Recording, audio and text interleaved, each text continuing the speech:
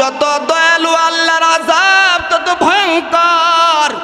আল্লাহ তাআলা বলেন ইয়া আইয়ুহান নাসুত্তাকু রাব্বাকুম ইন্না জালজালাতাস সাআতি শাইউন আযীম ইয়াওমা তারাউনাহা তাযহালু কুল্লু মুরদিআতিন আম্মা আরদাআত ওয়া তাদউ কুল্লু যাতি হামলিন হামলাহা ওয়া তারান নাসা সুকারা ওয়া মা হুম বিসুকারা ওয়ালাকিন্না আযাবাল্লাহি শাদীদ।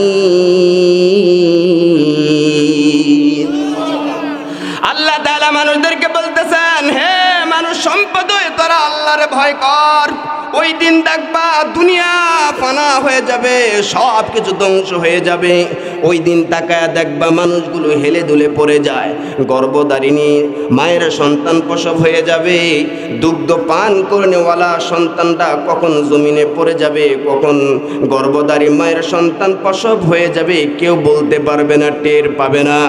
যেই দিন আজরাইল, যেই দিন ইসরাফিল আলাইহিস সালাম সিংহায় ফুৎকার দিবেন, পৃথিবী গোটা পৃথিবী তুলার মতো ফানা হয়ে যাবে, উঠতে থাকবে উঠতে থাকবে, পুরা দুনিয়া গরম, হাসরের ময়দান থরথর করবে। জাহান্নামের যেদিন হুঙ্কার দিবে, জাহান্নাম যখন হুঙ্কার দিয়ে বলবে, আয় আল্লাহ পাপিষ্ট, আপনার নাফরমান যারা তারা কোথায়, তাদেরকে আমার কাছে দিয়ে দেন, এদের জন্য আমি বড় ক্ষুধার্ত, আয় আল্লাহ আমারে দেন। জাহান্নামের চিৎকারে পুরা হাসর ময়দান গরম হয়ে যাবে। 70,000 ফেরেশতা 70,000 লাগাম লাগায়া, প্রত্যেকটা লাগামের মাঝে 70,000 ফেরেশতা জাহান্নামকে টানতে থাকবে, এত হুঙ্কার দিবে। আল্লাহ তাআলা দয়ালু, কিন্তু আল্লাহর আযাব কিন্তু দয়ার না। আল্লাহর আযাব ভয়ঙ্কর, আল্লাহর আগুন ভয়ঙ্কর। আল্লাহর আগুন কেমন আগুন? নারুল্লাহিল মুকাদা, আল্লাহর আগুন, জাহান্নামের আগুন, আল্লাহর আগুন। আল্লাহ তাআলা বলতেছেন, মানুষ তোমরা আমারে ভয় করো। আল্লাহ তাআলা মুমিনদেরকে ডেকে বলতেছেন, মুমিন তোরা আমারে ভয় কর। আল্লাহকে কেন ভয় করব? এক নম্বর অর্থ, আল্লাহ দয়ালু, কিন্তু আল্লাহর আযাব দয়ার না, আল্লাহর আযাব ভয়ঙ্কর। ونشهد أن سيدنا وسندنا وحبيبنا وحبيب ربنا وطبيبنا وطبيب قلوبنا وأولانا ومولانا محمدا عبده ورسوله الذي أرسله الله تعالى بالحق بشيرا ونذيرا وداعيا إلى الله بإذنه وسراجا منيرا. أما بعد فأعوذ بالله من الشيطان الرجيم. بسم الله الرحمن الرحيم. يا أيها الذين آمنوا اتقوا الله وقولوا قولا سديدا يصلح لكم أعمالكم ويغفر لكم ذنوبكم ومن يطع الله ورسوله فقد فاز فوزا عظيما. قال النبي صلى الله عليه وسلم إن الصدق بر وإن البر يهدي إلى الجنة وإن الكذب فجور وإن الفجور يهدي إلى النار.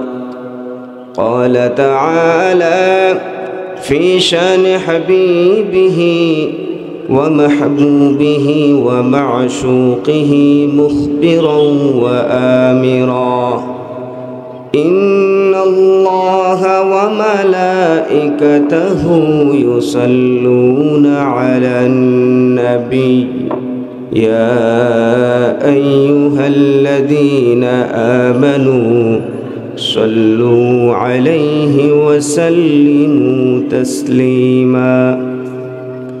اللهم صل على محمد النبي الأمي وعلى آله وسلم تسليما.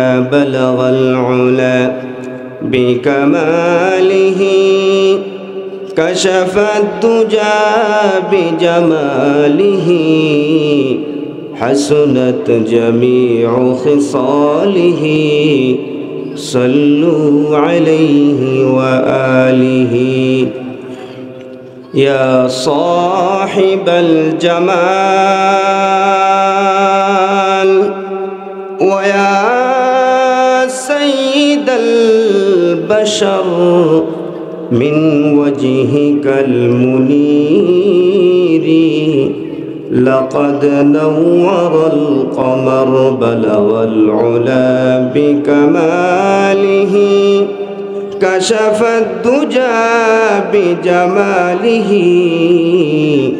حسنت جميع خصاله.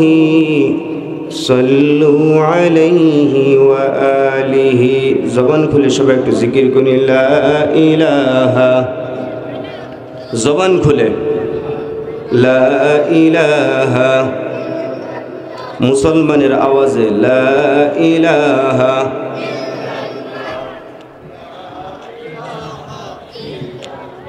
এখানে কি সব বীর পুরুষ আছেন না কা পুরুষ আছেন? বীর পুরুষ। তাহলে একটু জবান খুলে লা ইলাহা। মাশাআল্লাহ। লা ইলাহা লা ইলাহা লা ইলাহা ইল্লাল্লাহু মুহাম্মাদুর রাসূলুল্লাহ। আমাদের জীবনে এক নবীর উম্মত, জীবন বিধান এক ঐশী বাণী কুরআন। তবে কেন এক নও হে মুসলমান? এক হও করি আহ্বান। ঠিক কিনা? আমাদের প্রভু এক নবীর উম্মত, জীবন বিধান এক ঐশী বাণী কুরআন। তবে কেন এক নও হে মুসলমান?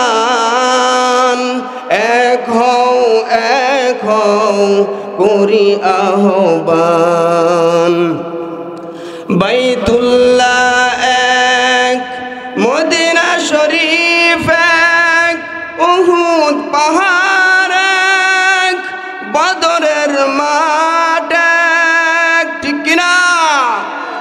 একটাই তো জীবন আর মরণ তো একবার। একসাথে মিলে মিশে একটাই প্রাণ। ঠিক কিনা? ইনশাআল্লাহ। বাজান আমার আল্লাহ তাআলার কালামুল্লাহ থেকে দুটো আয়াত কারিমা তেলাওয়াত করছি। বিশ্বনবী মুহাম্মদুর রাসূলুল্লাহ সাল্লাল্লাহু আলাইহি সাল্লামের হাদিস থেকে একটু হাদিসের টুকরা তেলাওয়াত করেছি। লম্বা সময় নিব না, অনেক রাত হয়ে গেছে। অল্প সময়ের মাঝে কথা বলা শেষ করে দেব। ধৈর্যের সাথে থাকবেন তো ইনশাআল্লাহ। আল্লাহ তাআলা বলতেছেন, বান্দা আমার দুইটা গুণ অর্জন করো। দুইটা গুণ যদি অর্জন করতে পারো তাহলে আমি তোমাদের আমলগুলোকে সংশোধন করে দেব।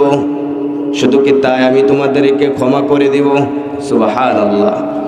আল্লাহ তাআলা বলতেছেন ইয়া আইয়ুহাল্লাযীনা আমানুত্তাকুল্লাহ ইয়া আইয়ুহাল্লাযীনা আমানুত্তাকুল্লাহ ওয়া কুলু কওলান সাদীদা। আল্লাহ তাআলা ঈমানদারদেরকে ডেকে বলতেছেন, হে ঈমানদাররা, যারা আল্লাহর প্রতি ঈমান আনছে, আল্লাহ পাক রব্বুল আলামিন মুমিনদেরকে অত্যন্ত ভালোবাসে। এজন্য মুমিনদেরকে কোরআনে কারিমে বহু জায়গায় ডেকে ডেকে কিছু নসিহা আল্লাহ তাআলা মুমিনদেরকে করছেন। এই আয়াতের মাঝে আল্লাহ তাআলা মুমিনদেরকে দুইটা নসিহত করছে। এই ঈমানদাররা, দুইটা গুণ অর্জন করো, তাহলে তোমাদের আমলগুলোকে আমি সংশোধন করে দিব। সুবহানাল্লাহ। আল্লাহ তাআলা বলতেছেন শুধু আমি তোমাদের আমলগুলোকে সংশোধন করে দিব এমনটা না, আমি তোমাদের জিন্দেগির গুনাহ খাতাগুলো মাফ করে দিব। ভাই, আমি কি কবরস্থানে বয়ান করতেছি না মানুষের সামনে বয়ান করতেছি? একটু সুবহানাল্লাহ আলহামদুলিল্লাহ বলবেন। রাজি আছেন তো ইনশাআল্লাহ? বর্ডারের শেষ এলাকার মানুষ, বহু দূর থেকে তো আসছি। আপনারাও, আমরা হিজরত করছি, আপনারা কি একটু নসরত করবেন না? কি বলেন? করবেন তো ইনশাআল্লাহ? একটু আওয়াজ দিবেন, তাহলে মনে হবে মানুষের সামনে কথা বলতেছে। আল্লাহ তাআলা মুমিনদেরকে বলতেছেন, হে ঈমানদাররা, যারা আল্লাহকে রব বলে স্বীকার করছো, আল্লাহর প্রতি ঈমান আনছো, তোমরা দুইটা গুণ অর্জন করে ফেলো। যদি দুইটা গুণ অর্জন করো, তাহলে তোমরা আল্লাহর পেয়ারা হয়ে যাইবা। দুনিয়াও তোমাদের কামিয়াব, আখিরাতও তোমাদের জন্য কামিয়াব। আল্লাহ তাআলা এক নম্বর গুণের কথা বলতেছেন, ইত্তাকুল্লাহ। হে ঈমানদাররা, আল্লাহকে ভয় করো। আমার পূর্বের আলোচক মাশাআল্লাহ চমৎকার তাকওয়ার উপর আলোচনা করছে। আমি শুধু একটু টাচ দিয়ে যাব। তাকওয়ার গুণ যতদিন পর্যন্ত মানুষের মাঝে না আসবে, ততদিন পর্যন্ত মানুষের কাছ থেকে দুর্নীতি দূর করা সম্ভব না। ঠিক কিনা? চিল্লায়া বলেন। তাকওয়া যতদিন পর্যন্ত মানুষের মাঝে না আসবে, ততদিন পর্যন্ত মানুষ গুনাহ পাপাচার ছাড়বে না। যতই গার্ড দেওয়া হোক, যতই পাহারা দেওয়া হোক, এগুলোর ভিতরেও মানুষ গুনাহ করবে। কেন? তার ভিতরে তাকওয়া নাই, আল্লাহর ভয় নাই। মানুষ গুনাহ করে মনে করে কেউ দেখে না, কেউ দেখে না, কিন্তু দেখেন কে? চিল্লা বলেন, দেখেন কে? জুড়ে আল্লাহর নামটা নেন, আল্লাহ। আরো জুড়ে আল্লাহর নাম নেন, আল্লাহ। জুড়ে বলেন আল্লাহু আকবার। আরো জুড়ে বলেন আল্লাহু আকবার। ওই আল্লাহর ভয় মানুষের অন্তরে নাই, তাই মানুষ গুনাহ করে। যতদিন পর্যন্ত মানুষ তাকওয়ার গুণে গুণান্বিত ছিল, পৃথিবীটা অনেক চমৎকার ছিল। যখন এই মানুষের কাছ থেকে তাকওয়া চলে গেল, ভয় চলে গেল, মানুষ গুনাহ পাপাচার করতে বেড়ে গেল, দিন দিন বেড়ে গেল। কেন বাড়তেছে? কেন বাড়তেছে? কারণ হলো তাদের মাঝে তাকওয়া নাই। যদি তাকওয়া থাকতো, যদি আল্লাহর ভয় থাকতো, মানুষ গুনাহ করতে পারতো না, মানুষ গুনাহ করতে পারতো। আল্লাহ তাআলা কালামে মাজিদে বহু জায়গায় আল্লাহ বলতেছেন, হে বান্দারা, হে ঈমানদাররা, আল্লাহকে ভয় করো। এক আয়াতের মাঝে আল্লাহ বলেন, ইয়া আইয়ুহান নাসুত্তাকু রাব্বাকুম। হে মানুষ সম্প্রদায়, তোমরা আল্লাহকে ভয় করো। প্রশ্ন হতে পারে, আল্লাহ আপনারে আমরা ভয় করব কেন? আপনি তো চরম পরম দয়ালু। চরম পরম দয়ালুকে তো কেউ ভয় পায় না, ঠিক কিনা? যে দয়ালু তারে কি ভয় পায়? যে দয়ালু তারে কি কেউ ভয় পায়? ভয় পায় তাদেরকে। নিরস্ত্র মানুষ, অস্ত্রধারী মানুষদেরকে ভয় পায়। দুর্বল মানুষগুলো সক্ষম মানুষদেরকে ভয় পায়। অস্ত্রহীন মানুষগুলো অস্ত্রওয়ালা মানুষদেরকে ভয় পায়। কারণ তার কাছে অস্ত্র আছে, আমার কাছে অস্ত্র নাই। তার ক্ষমতা আছে, তার শক্তি আছে, আমার নাই। আমি বড় দুর্বল। আমি কিভাবে তাকে তার প্রতিবাদ করি, তার প্রতিরোধ আমি কিভাবে করি? কারণ ওই রকম সামর্থ্য আমার নাই। তাহলে আল্লাহ তো ওই রকম অস্ত্রধারী না, আল্লাহ সন্ত্রাস না। তাহলে আল্লাহকে ভয় করব কেন? আল্লাহ যে কোরআনে বহু জায়গায় ডেকে ডেকে বলতেছেন, ইয়া আইয়ুহাল্লাযীনা আমানুত্তাকুল্লাহ হাক্কা তুকাতিহি। এই আয়াতের মাঝে আল্লাহ বলতেছেন, ঈমানদাররা, তোমরা আল্লাহকে ভয় করো, ভয় করার মতো। আল্লাহ গো, আপনাকে কেন ভয় করব? আপনি তো চরম পরম দয়ালু, দয়ালুকে তো কেউ ভয় পায় না।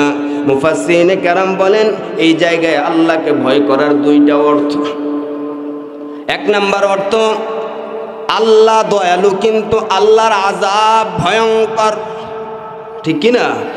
আল্লাহ যত দয়ালু আল্লাহর আযাব তত ভয়ঙ্কর। আল্লাহ তাআলা বলেন ইয়া আইয়ুহান নাসুত্তাকু রাব্বাকুম ইন্না জালজালাতাস সাআতি শাইউন আযীম ইয়াওমা তারাউনাহা তাযহালু কুল্লু মুরদিআতিন আম্মা আরদাআত ওয়া তাদউ কুল্লু যাতি হামলিন হামলাহা ওয়া তারান নাসা সুকারা ওয়া মা হুম বিসুকারা ওয়ালাকিন্না আযাবাল্লাহি শাদীদ।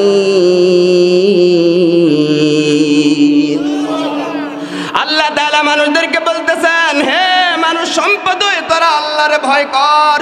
ওই দিন দেখবা দুনিয়া ফানা হয়ে যাবে, সব কিছু ধ্বংস হয়ে যাবে। ওই দিন তাকায় দেখবা মানুষগুলো হেলে দুলে পড়ে যায়। গর্ভধারিণী মায়ের সন্তান প্রসব হয়ে যাবে, দুগ্ধ পান করনেওয়ালা সন্তানটা কখন জমিনে পড়ে যাবে, কখন গর্ভধারী মায়ের সন্তান প্রসব হয়ে যাবে কেউ বলতে পারবে না, টের পাবে না। যেই দিন আজরাইল, যেই দিন ইসরাফিল আলাইহিস সালাম সিংহায় ফুৎকার দিবেন, পৃথিবী, গোটা পৃথিবী তুলার মতো ফানা হয়ে যাবে, উঠতে থাকবে, উঠতে থাকবে, পুরা দুনিয়া গরম, হাসরের ময়দান থরথর করবে। জাহান্নামের যেদিন হুঙ্কার দিবে, জাহান্নাম যখন হুঙ্কার দিয়ে বলবে, আয় আল্লাহ, পাপিষ্ট আপনার নাফরমান যারা তারা কোথায়, তাদেরকে আমার কাছে দিয়ে দেন, এদের জন্য আমি বড় ক্ষুধার্ত, আয় আল্লাহ আমারে দেন। জাহান্নামের চিৎকারে পুরা হাসর ময়দান গরম হয়ে যাবে। 70,000 ফেরেশতা 70,000 লাগাম লাগায়া, প্রত্যেকটা লাগামের মাঝে 70,000 ফেরেশতা জাহান্নামকে টানতে থাকবে, এত হুঙ্কার দিবে। আল্লাহ তাআলা দয়ালু কিন্তু আল্লাহর আযাব কিন্তু দয়ার না। আল্লাহর আযাব ভয়ঙ্কর, আল্লাহর আগুন ভয়ঙ্কর। আল্লাহর আগুন কেমন আগুন? নারুল্লাহিল মুকাদা, আল্লাহর আগুন, জাহান্নামের আগুন, আল্লাহর আগুন। আল্লাহ তাআলা বলতেছেন, মানুষ তোমরা আমারে ভয় করো। আল্লাহ তাআলা মুমিনদেরকে ডেকে বলতেছেন, মুমিন তোরা আমারে ভয় কর। আল্লাহকে কেন ভয় করব? এক নাম্বার অর্থ, আল্লাহ দয়ালু কিন্তু আল্লাহর আযাব দয়ার না, আল্লাহর আযাব ভয়ঙ্কর। আল্লাহ নবী মুহাম্মদুর রাসূলুল্লাহকে সাহাবায়ে কেরাম জিজ্ঞাসা করতেছেন, ইয়া রাসূলুল্লাহ, আপনার কয়েকটা চুল কেন পেকে গেল? কালো চুলগুলো কেন পেকে গেল? কালো দাড়িগুলো কেন পেকে গেল? আল্লাহ নবী মুহাম্মদুর রাসূলুল্লাহ বলেন, ও সাহাবারা, তোমরা কি জানো ওই জাহান্নামের ভয়ে আমার কালো চুল, কালো দাড়িগুলো পেকে গেছে, কিন্তু আমরা জাহান্নামের ভয় আমার অন্তরে নাই, আল্লাহর ভয় আমাদের অন্তরে নাই। গুনাহ করে বান্দা কেন গুনাহ করে? তার দিলের মাঝে আল্লাহর ভয়টা ঢুকে নাই। যদি আল্লাহর ভয় ঢুকতো, এই যুবক ভাই হেডফোন লাগায়া গান শুনে, মনে করে আমার কোনো বন্ধু শোনে না, আমার মা শোনে না, আমার বোন শোনে না, কেউ শোনে না, শুনি একা আমি, কেউ দেখে না, ওই যে নির্জনে একাকিত্বভাবে সে গুনাহ করতেছে। আবার বলে কেউ দেখে না, কেউ দেখে না। না না, কেউ না দেখলে কি হবে? একজন তো দেখেন, তার নাম কি? চিল্লা বলেন, আরো জোরে বলেন। ওই যে কথিত আছে, বাবার সন্তান চলতেছে, চলতে চলতে আঙ্গুরের বাগান দেখতে পাইছে।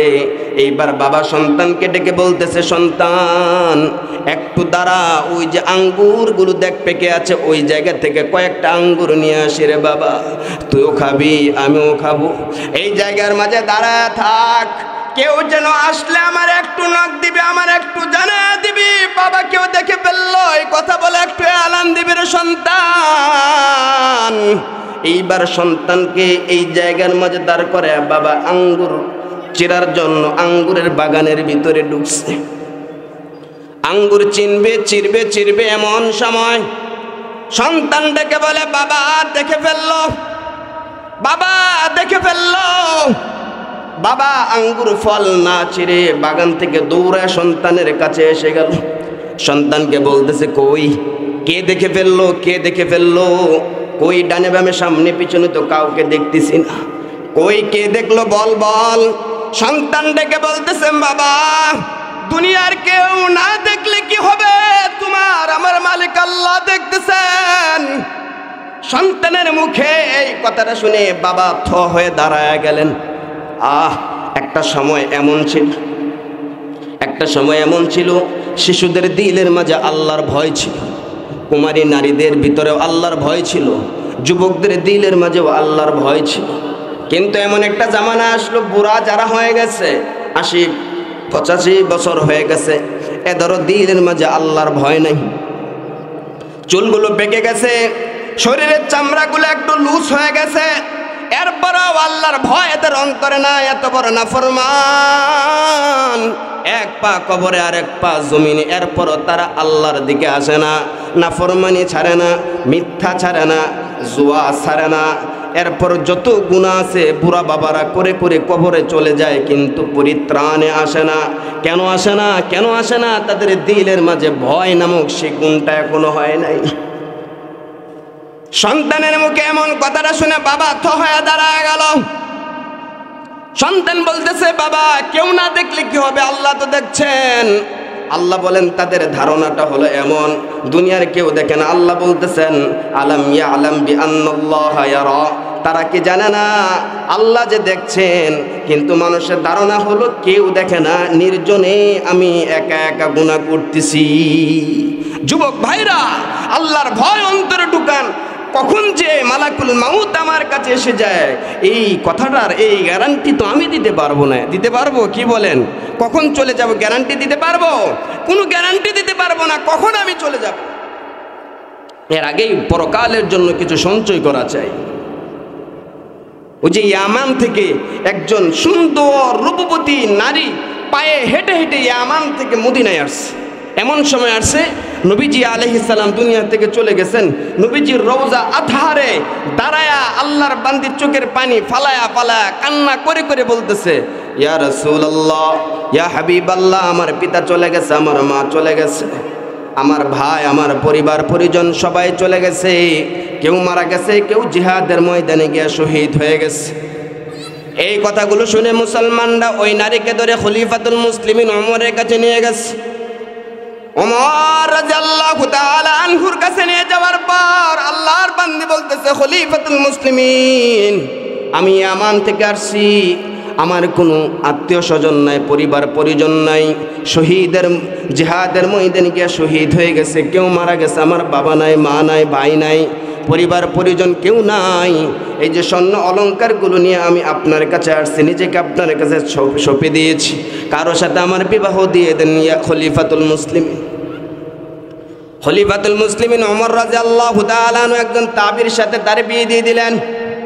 ওমর তারে জিজ্ঞাসা করলেন, আল্লাহর বান্দি, ইয়ামান থেকে তুমি হেঁটে হেঁটে আসলে, ইয়ামানি সুন্দরী আল্লাহর বান্দিরে, তুমি ইয়ামান থেকে হেঁটে হেঁটে, এই যে যুবতী তুমি পায়ে হেঁটে হেঁটে যে ইয়ামান থেকে আসছ, কোনো মানুষ কি তোমার দিকে তাকায়া দেখে নাই? কোনো যুবক কি তোমার দিকে ওই খারাপ নজরে কি তাকায়া দেখেন? আল্লাহর বান্দি ইয়ামানি বলতেছে, খলিফাতুল মুসলিমিন গো, আমি এমন পথ দেয়া হেঁটেছি মনে হয় আমি মসজিদের ভিতর দেয়া হেঁটেছি।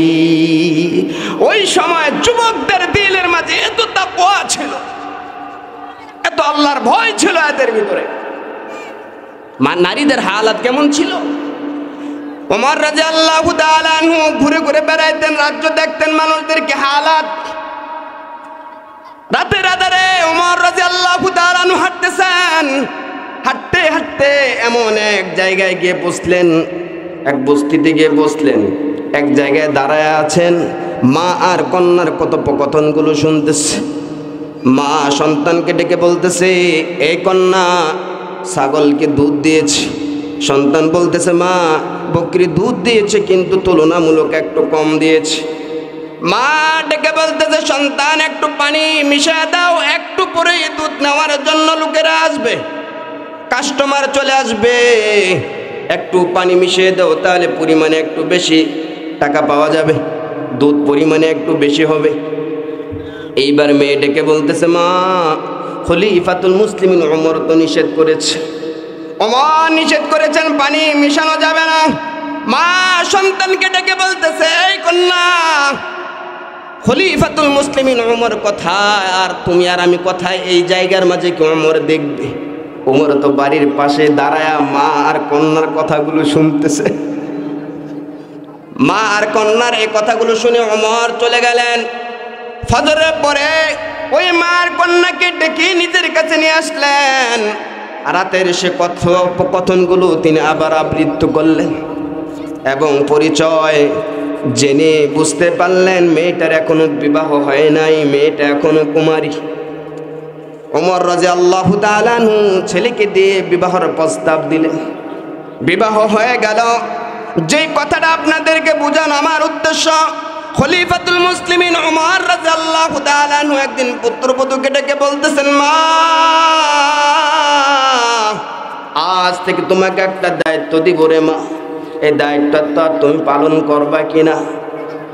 পুত্রবধূ ডেকে বলে, খলিফাতুল মুসলিমিন এমন কি দায়িত্ব আপনি আমারে দিবেন? বলুন বলুন কি দায়িত্ব আমার? ওমর রাদিয়াল্লাহু তাআলা আনহু বলেন, এ মা, আজ থেকে যখন আমি খেলাফত আঞ্জাম দেওয়ার জন্য ঘর থেকে বের হব, তখন তুমি আমার দরজার পাশে দাঁড়ায় শুধু একটা কথা বলবা।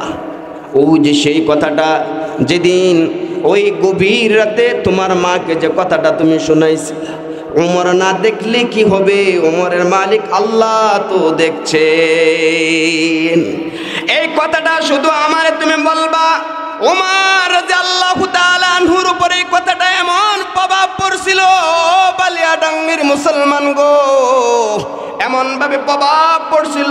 ওমর যখন একাকী তিনি কোথাও বসে থাকতেন, এই কথাটা হঠাৎ তিনার মনে পড়ে যাইতো, তখন ওই তিনার শরীরের মাঝে একটা কম্পন সৃষ্টি হইতো, শরীরের মাঝে নাড়াচাড়া মারতো।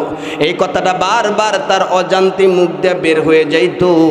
ওমর না দেখলে কি হবে? ওমরের মালিক আল্লাহ দেখতেছেন।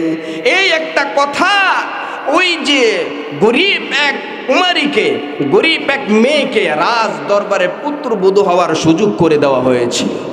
আমরাও যদি আমাদেরকে বলতে পারে, এই আব্দুল করিম, আব্দুর রহিম, গুনাহ করতেছ, একাকিত্ব ভাবে কেউ দেখুক আর না দেখুক, আল্লাহ দেখতেছেন, গুনাহ করা সম্ভব হবে না, ঠিক কিনা?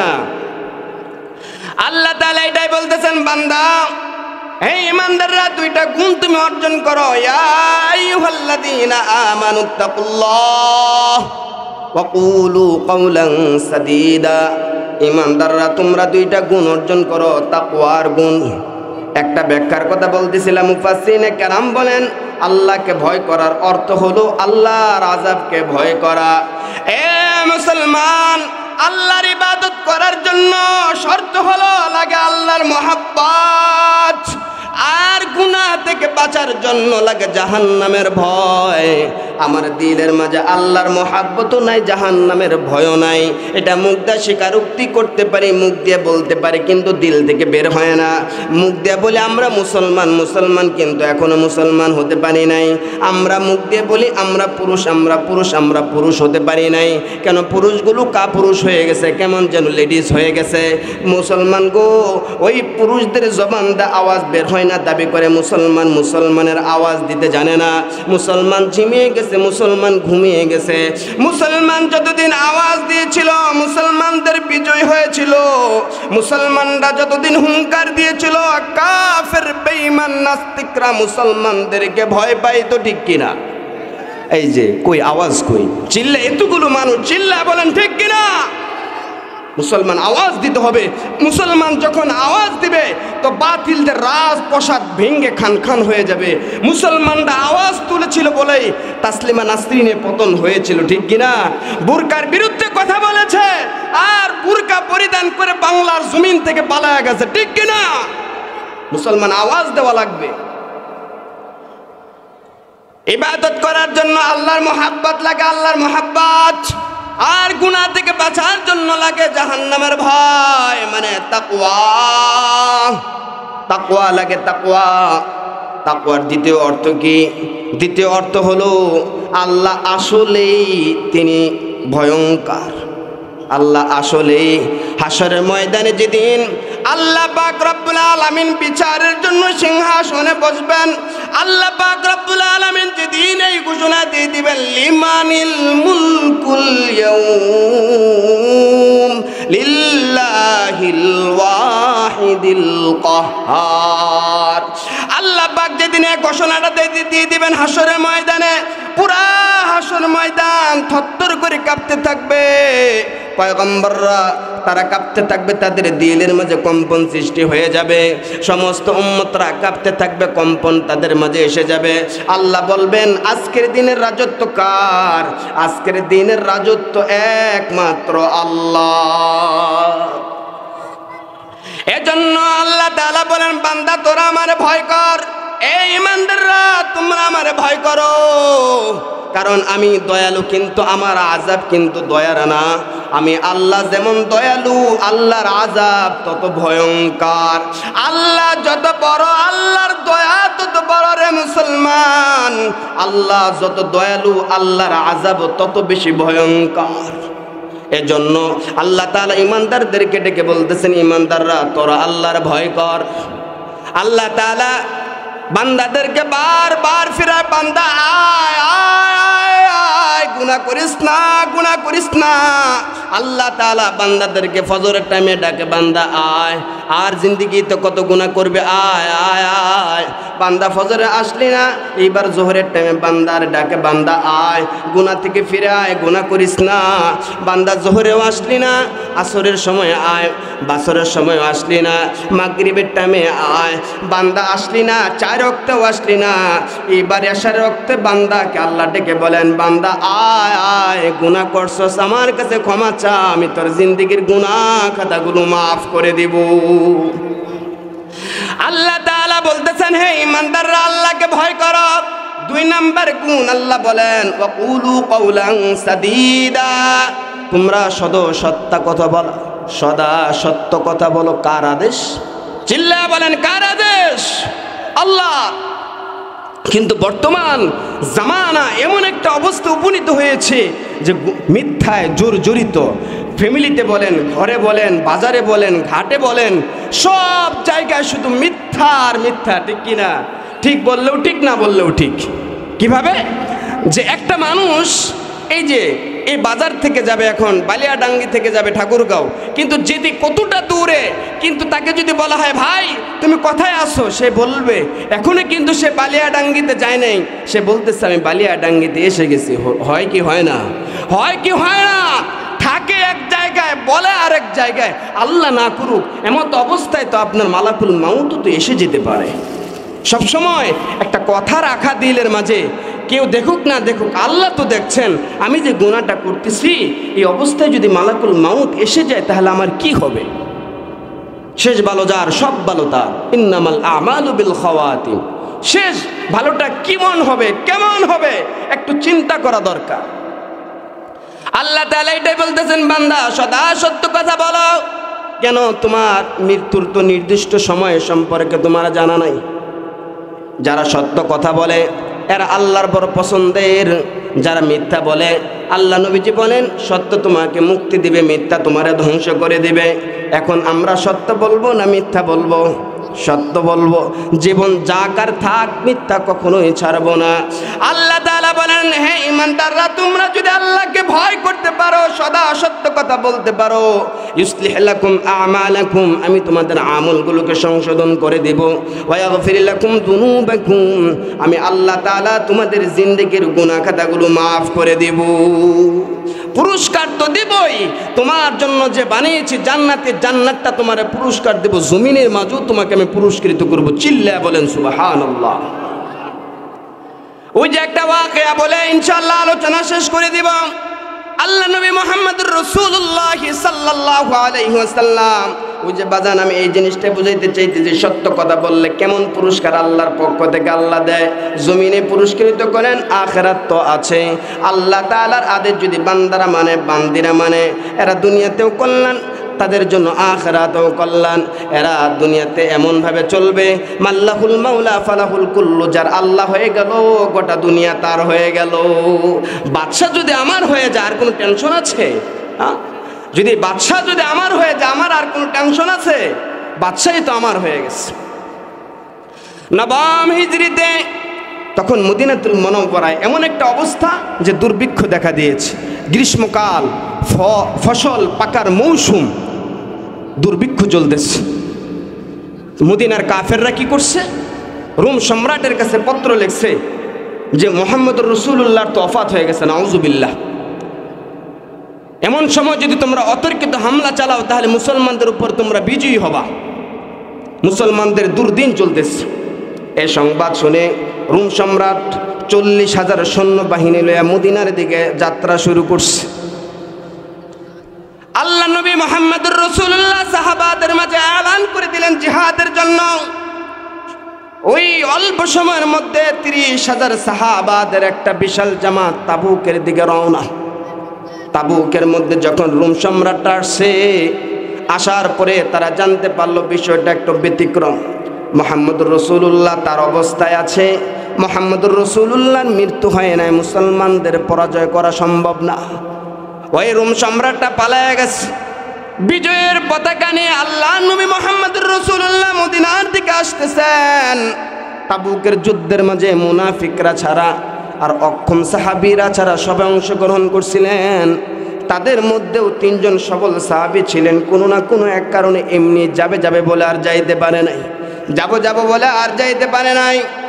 তাদের মাঝে 3 জন, যারা হযরত কাব ইবনে মালিক রাদিয়াল্লাহু তাআলা আনহু, হিলাল ইবনে উমাইয়া, মুরারা ইবনে রাবি রাদিয়াল্লাহু তাআলা আনহুমা, এই 3 জন সাহাবীও রয়ে গেলেন। আল্লাহ নবীজি মুহাম্মদুর রাসূলুল্লাহ যুদ্ধের ময়দান থেকে বিজয়ের পতাকা নিয়ে যখন মদিনাতুল মুনাওয়ারায় আসছেন, মুনাফিকরা নবীজির কাছে এসে নানান অজুহাত পেশ করে আল্লাহর বান্দারা বিদায় নিয়ে চলে যাচ্ছে, মুনাফিকরা বিদায় নিয়ে যাচ্ছে, নবীজি তাদেরকে মাফ করে দিচ্ছেন। হযরত কাব ইবনে মালিক রাদিয়াল্লাহু তাআলা আনহু বলেন, আমি নবীজির কাছে গেলাম, নবীজির সালাম করলাম, নবীজি সালাম ফিরায়া দিলেন, নবীজি সালামের উত্তর নিলেন না। আমি নবীজির কাছে গেলাম, নবীজি বলতেছেন, কাব কেন যুদ্ধের ময়দানে গেল না? কাব বলতেছে, ইয়া রাসূলুল্লাহ, ইয়া হাবিবাল্লাহ, আমি এমন একজন মানুষের সামনে বসে আছি, দুনিয়ার কোনো মানুষের সামনে আমি বসি নাই যে লোকটার কাছে মুনাফিকদের মতো মিথ্যা কথা বলে। আল্লাহ নবী মুহাম্মদুর রাসূলুল্লাহর আরো 2 জন সাহাবী তারাও এসে সত্য কথা বলে দিল, ইয়া রাসূলুল্লাহ, ইয়া হাবিবাল্লাহ, অজুহাত নাই, যাব বলে আর যাইতে পারি নাই। নবীজি আলাইহিস সালামের ফরমান জারি হয়ে গেল, এই যে 3 জন সাহাবীর সাথে তোমরা কেউ কথা বলবা না। কেন বলবা না জানো? এরা স্বেচ্ছায় জিহাদের ময়দানে যায় নাই, তাদের সাথে সালাম নাই, কালাম নাই, ব্যবসা নাই, বাণিজ্য নাই, তাদের সাথে আত্মীয়তার কোনো সম্পর্ক নাই, সবাই সেপারেট, আলাদা চলবা। কাব ইবনে মালিক রাদিয়াল্লাহু তাআলা আনহু বলেন, আমি একজন নওজোয়ান সাহাবী আর আমার সাথে 2 জন ছিলেন বৃদ্ধ সাহাবী। আমি ঘর থেকে বের হইতাম কিন্তু তারা ঘর থেকে বের হইতো না, লজ্জায় ঘরের ভিতরে ঢুকে তারা কান্না করে, বের হয় না। কাব ইবনে মালিক বলেন, আমি বের হই, আমি বাজারে যাই, আমার আত্মীয় স্বজনদের কাছে যাই, আমি সালাম দেই কিন্তু কেউ সালামের উত্তর দেয় না, কেউ আমার সাথে কথা বলে না। এত বিশাল দুনিয়াটা আমার কাছে কেমন যেন সংকীর্ণ হয়ে গেল। 40 দিন অতিবাহিত হয়ে গেল, রাসূলুল্লাহর কাছ থেকে কোনো সংবাদ আসে না। 40 দিন পর আল্লাহ নবীজি মুহাম্মদুর রাসূলুল্লাহ আমাদেরকে ডাকলেন। কাব ইবনে মালিক বলেন, আমি ধারণা করলাম হয়তো আমাদের মাফির কোনো সুসংবাদ আসছে। আল্লাহ নবীজি মুহাম্মদুর রাসূলুল্লাহ কাবকে ডেকে বললেন, তোমাদের জন্য আরো 10 দিন বাড়িয়ে দেওয়া হলো, এই 10 দিনের মধ্যেও তোমরা কারোর সাথে কোনো কথা বলবা না। এইবার কাব ইবনে মালিকের কান্নার থামানো যায় না। কাব ইবনে মালিক ঘরে যা শুধু কান্না, একটাই দিলের মাঝে সবসময় পেরেশানি কাজ করে, এই সময় যদি রাসূলুল্লাহ চলে যায় আমি জানতে পারবো না আল্লাহ আমারে মাফ করলো কিনা। আর সবচেয়ে বড় কথা হলো, আমার ওই যদি মৃত্যু হয়ে যায় তাহলে রাসূলুল্লাহ সাহাবায়ে কেরাম তো কেউ আমার জানাজার নামাজ পড়বে না। এই পেরেশানিতে বিরাজমান, পেরেশানি কাটে না, দুশ্চিন্তায় তাদের সময় কাটলো। 50 দিন পর রাসূলুল্লাহ সাহাবাদের মাধ্যমে সুসংবাদ জানাইলেন, ও সাহাবারা, আমার ওই সাহাবাদের কাছে সুসংবাদ পৌঁছা দাও, আল্লাহর পক্ষ থেকে পয়গাম আসছে, আল্লাহ ওই 3 জন সাহাবীকে মাফ করে দিছে। চিল্লা বলবেন না সুবহানাল্লাহ। কাব ইবনে মালিক রাদিয়াল্লাহু তাআলা আনহু কাছে যে সাহাবী সংবাদ নিয়ে গেছে, কাব ইবনে মালিক পরিধানের কাপড় খুলে তাকে হাদিয়া দিয়ে দিছে। নবীজির কাছে নতুন পোশাক পরে কাব ইবনে মালিক নবীজির কাছে গেলেন।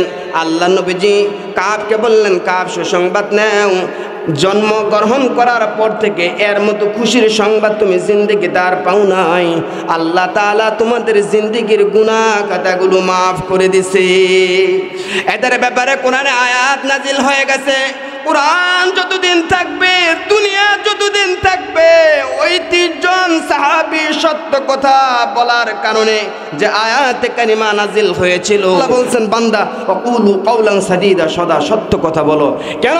নবীজি হাদিসে বলেন যে সত্য এটা নেক কাজ, ইন্নাস সিদকা বিররুন ওয়া ইন্নাল বিররা ইয়াহদি ইলাল জান্নাহ। সত্য কথা এটা তো নেক কাজ, আর এই নেক কাজ তোমাকে জান্নাতের পথ দেখায় দেবে। চিল্লায়া বলেন সুবহানাল্লাহ। নবীজি বলতেছেন, ওয়া ইন্নাল কিযবা ফুজুর ওয়া ইন্নাল ফুজুরা ইয়াহদি ইলান নার।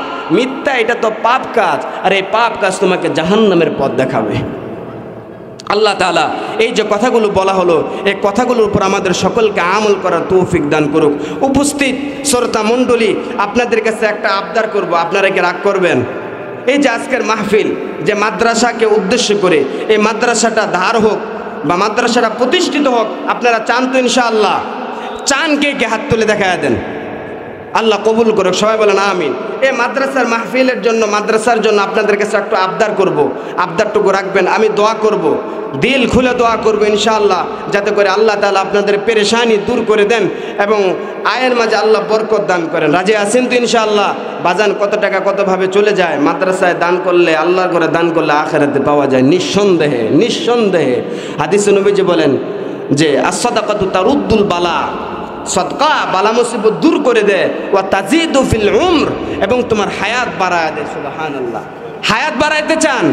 বৃদ্ধ বাবারা কি বলেন, হায়াত বাড়াইতে চান? যদি হায়াত বাড়াইতে চান তাহলে বেশি বেশি করে দান করবেন। রব্বানা যালামনা আনফুসানা ওয়া ইল্লাম তাগফির লানা ওয়া তারহামনা লানাকুনান্না মিনাল খাসিরিন। রব্বানা فاغفر لنا ذنوبنا وكفر عنا سيئاتنا وتوفنا مع الأبرار رب ارحمهما كما ربياني صغيرا اللهم اكفيناهم بما شئت اللهم إنا نجعلك في نحورهم ونعوذ بك من شرورهم اللهم اجعلنا من المستجابين للدعوات اللهم اجعلنا من المستجابين للدعوات اللهم نور قلوبنا بنور الإيمان اللهم نور قلوبنا بنور الإيمان اللهم نور قلوبنا بنور معرفتك اللهم طهر قلوبنا عن غيرك يا أرحم الراحمين يا أرحم الراحمين أي الله গভীর রাত আল্লাহ দীর্ঘটা সময় ধরে আপনার কোরআন ও রাসূলের হাদিস থেকে আলোচনা করেছি। আল্লাহ ভুল ত্রুটি ক্ষমা করে দেন। আল্লাহ জিন্দেগির সব গুনাহ খাতাগুলো মাফ করে দেন। আয় আল্লাহ, অনেকের মা নাই, অনেকের বাবা নাই, আল্লাহ বিদায় নিয়ে কবরে চলে গেছে। আল্লাহ গো, তাদের কবরগুলোকে জান্নাতের টুকরা বানায় দেন। আয় আল্লাহ, আমার মা আমার বাবা আমার জন্য কত কষ্ট করেছে। আল্লাহ, ওই মা ওই বাবা অনেকের বেঁচে নাই। আল্লাহ, আমাদের প্রতি যেমন দয়া করছে আমাদের মা বাবার প্রতিও তুমি দয়া করো। আমাদের মা বাবার জিন্দেগির গুনাহ খাতাগুলো মাফ করে দাও। আয় আল্লাহ, গভীর রাত আল্লাহ পাকাদারিওয়ালা বাবাদেরকে লইয়া, উলামায়ে কেরামদেরকে লইয়া আল্লাহ অনেক আপনার নেককার বান্দা বান্দিদেরকে লইয়া আল্লাহ গো আপনাকে আল্লাহ আল্লাহ বলে ডাকতেছি।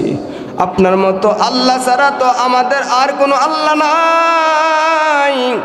ও মালিক, আমাদের জিন্দেগির গুনাহ খাতাগুলো মাফ করে দাও। আল্লাহ গো জাহান্নাম থেকে আমাদেরকে মুক্তি দিও। আল্লাহ বিনা হিসাবে আমাদেরকে জান্নাত দান করিও। আল্লাহ গো আমাদেরকে যদি মাফ করে দাও তোমার কোনো ক্ষতি নাই। আল্লাহ গো আমাদেরকে যদি আযাব দাও তাও তোমার কোনো ক্ষতি নাই। আল্লাহ দয়া মায়া করে আমাদেরকে মাফ করে জান্নাত দান করিও। বিনা হিসাবে জান্নাত আমাদেরকে দান করিও। আল্লাহ আল্লাহ গো আপনার অনেক বান্দা বান্দি আপনার ঘরের জন্য চাইছি, তারা ফিরায় দেয় নাই। অনেকে দান করছে, যে যে উদ্দেশ্যে দান করেছে সকলের নেক উদ্দেশ্যগুলো পূর্ণ করে দাও। আয় আল্লাহ, অনেকে মা বাবার জন্য দোয়া চাইছে, তাদের হকে দোয়াকে কবুল করে নাও। আল্লাহ অত্র মাদ্রাসাকে তুমি কবুল করে নাও, দ্বীনের মার্কাজ বানায়া দাও। সমস্ত উস্তাদ বিন্দুদেরকে মাফ করে দাও, ছাত্র বিন্দুদেরকে মাফ করে দাও, কমিটি বিন্দুদেরকে মাফ করে দাও, মাদ্রাসার দানবীরদেরকে মাফ করে দাও। আশেপাশে যত কবরস্থান আছে আল্লাহ সব কবরস্থানের মাইতগুলোরে তুমি মাফ করে দাও।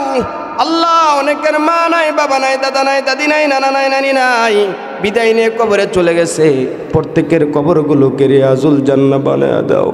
আল্লাহ গো আল্লাহ আসমানি বালা মুসিবত থেকে আমাদের সবাইকে হেফাজত করো, জমিনি বালা মুসিবত থেকে আমাদের সবাইকে হেফাজত করো, গুনাহ থেকে বাঁচে থাকার তৌফিক দান করো। আল্লাহ আল্লাহ গো জটিল কঠিন রোগ থেকে হেফাজত করো। আল্লাহ দ্বীনের দাঈ হিসেবে তুমি কবুল করে নাও। আল্লাহ যে ইজ্জতের চেয়ারে বসাইছো আল্লাহ গো গুনার কারণে কেড়ে নিও না গো আল্লাহ। মালিক আল্লাহ আমার গুনার কথা যদি কেউ জানতো তাহলে পতাঘাত করতে করতে তাদের মজলিস থেকে তাড়ায়া দিত। মালিক তুমি যেইভাবে গোপন রাখছো আমাদের গুনাহ খাতাগুলোরে গোপন রেখে আমাদেরকে তুমি জান্নাত দান করিও। আল্লাহ আল্লাহ যার চোখের পানি তোমার পছন্দ হয়, আল্লাহ যার দুটো হাত তোমার পছন্দ হয়, তাদের চোখের পানির উসিলায় তাদের দু হাতের উসিলা আমাদের চাওয়াগুলোরে পূর্ণ করে দাও। আল্লাহ যারা অসুস্থ আছে তাদেরকে সুস্থতার নিয়ামত দান করো। আল্লাহ হায়াতের মাঝে বরকত দান করো। আল্লাহ নেক কাজ বেশি বেশি করার তৌফিক দান করো। আল্লাহ আল্লাহ ও মালিক ওই হায়াত থেকে আপনার কাছে পানা চাই, যে হায়াতের কারণে অন্যের কাছে বোঝা হয়ে থাকতে হয়। মালিক ওই হায়াত আপনার কাছে চাই না। আল্লাহ গো ওই হায়াত আপনার কাছে চাই না যে সন্তানদের কাছে বোঝা হইয়া থাকতে হয়। মালিক কাকুতি মিনতি করে বলে যাই, জীবনে একবার হইল তোমার বাইতুল্লাহ জিয়ারত করার মতো তৌফিক দান করো। আল্লাহ মালিক আমাদের সবাইকে তোমার মুকাররিবিন বান্দাদের দলভুক্ত করে নাও। আল্লাহ গো তোমার নেককার বান্দাদের দলভুক্ত আমাদেরকে করে নাও। যেদিন মালাকুল মাউত পাঠায়া দিবা কালিমা পড়তে পড়তে আমাদের সবাইরে মৃত্যু দিও রে আল্লাহ। আয় আল্লাহ অনেকের কন্যা সন্তান নাই, তাদেরকে কন্যা সন্তান দান করো। আল্লাহ যাদের পুত্র সন্তান নাই আল্লাহ গো তাদেরকে পুত্র সন্তান দান করো। আল্লাহ গো অনেক মা বন্ধু আছে তাদের হকে দোয়াকে কবুল করে নাও, প্রত্যেকের নেক আশাকে পূর্ণ করে দাও। আল্লাহ স্বামী স্ত্রীর মাঝে গভীর ভালোবাসা দান করো রে আল্লাহ, পেরেশানি দূর করে দাও। আল্লাহ আমাদের প্রত্যেকের আয়ের মাঝে বরকত দান করো। আল্লাহ ও মালিক আল্লাহ গো তুমি আমাদের প্রতি রাজি আর খুশি হয়ে যাও। মালিক আমাদের সবাইকে খাঁটি মুসলমান বানায় দাও। মালিক খাঁটি মুসলমান না বানায় আমাদের কাউরে কবরে নিও না, আমাদেরকে আল্লাহ জটিল কঠিন পরীক্ষায় ফালাইও না। দুর্বল মানুষ আমরা, পরীক্ষায় উত্তীর্ণ হতে পারবো না। আয় আল্লাহ মালিক, এমন অবস্থায় মালাকুল মাউত পাঠায়া দিও যেন কোরআন তেলাওয়াতের অবস্থায় পাঠায়া দিও। আল্লাহ নামাজের অবস্থায় পাঠায়া দিও। মালিক রোজার তো অবস্থায় মালাকুল মাউত পাঠায়া দিও। আয় আল্লাহ যা যা কিছু চাইলাম নেক চাওয়াগুলোরে পূর্ণ করে দাও। আল্লাহ কল্যাণকর জিনিস আমাদেরকে দান করো, অকল্যাণ থেকে তোমার কাছে পানা চাই। আল্লাহ অকল্যাণকর জিনিস থেকে তোমার কাছে পানা চাই রে আল্লাহ। মালিক দিনের দায় হিসাবে কবুল করে নাও।